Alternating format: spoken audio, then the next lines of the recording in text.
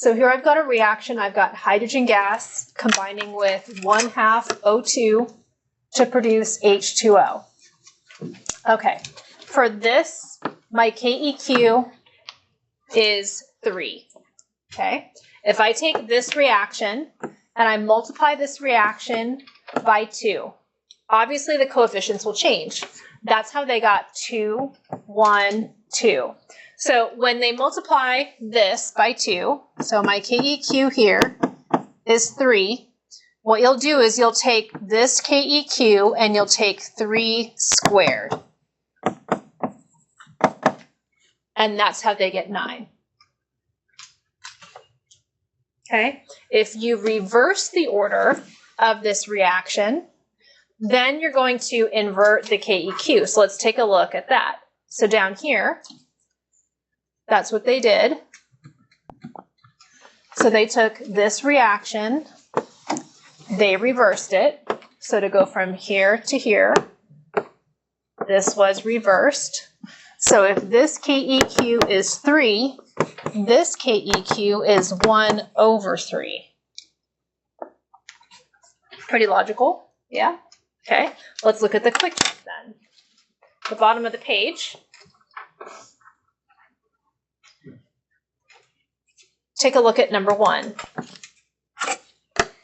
I have this reaction to begin with. Here's my KEQ. I don't know why that did that. Okay, so here, didn't they reverse the reaction? Okay, so that means you would take 1/0.018. And that's going to end up being 56. And then from here to here, the coefficients all decreased, right? They divided everything by 2.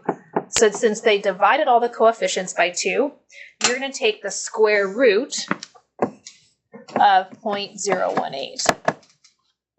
And that's going to end up being 0.13. And then they went from here to here. They simply reversed the reaction.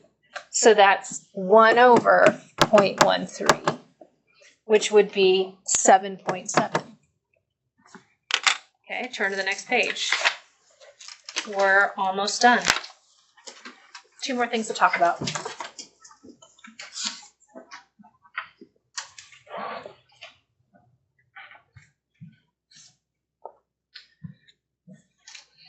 Sometimes they are going to give you some concentrations, and you have to determine whether a reaction is at equilibrium or not, and in which direction you're going to shift to get there.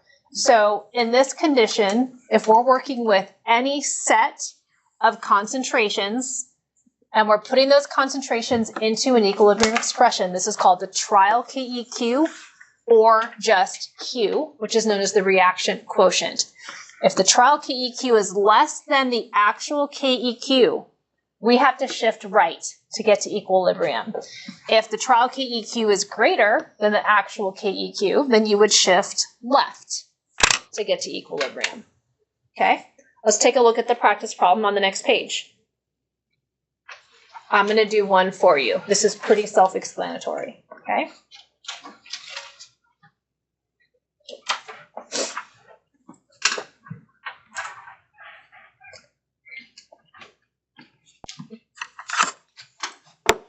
Here's my reaction, here's my KEQ, and they gave us the concentrations of all 4 substances. So we're going to calculate the trial KEQ, or Q. So this is going to be carbon monoxide, which is 0.10, times hydrogen, which is 0.3. Make sure you cube the hydrogen because of its coefficient. And then methane is 0.025, and then water is 0.045. You're going to end up getting 2.4. 2.4 is less than this actual KEQ that they gave us. So since 2.4 is less than 4.7,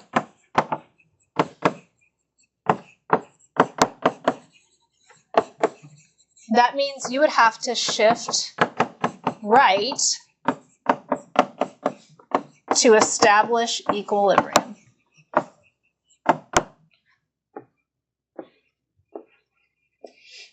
Okay, and then we have one last thing to talk about.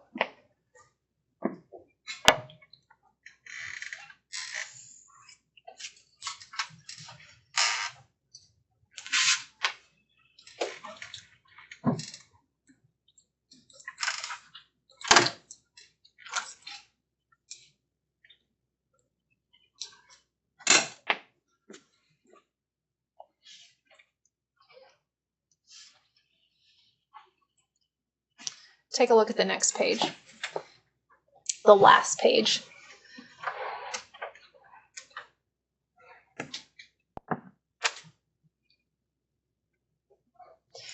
If you have only one chemical in your equilibrium constant, like these do, because these states of matter here are not included in their equilibrium constant. If you stress out these systems, then you have to completely alleviate the stress in order to get back to equilibrium. There's no other way to do it. So here it says, these equilibrium expressions have one chemical concentration in them. That means when these systems are stressed, by removing some of that chemical, the entire loss has to be replaced. Otherwise, you're never going to get back to equilibrium. So that means when we look at the quick check and they ask us to explain whether we can partially or completely alleviate a stress, it's dependent upon how many concentrations are in your equilibrium expression. So a complete alleviation occurs with one concentration in your KEQ. Partial, this occurs with many. Okay? So if you take a look at number 1, what would you expect? Partial or complete?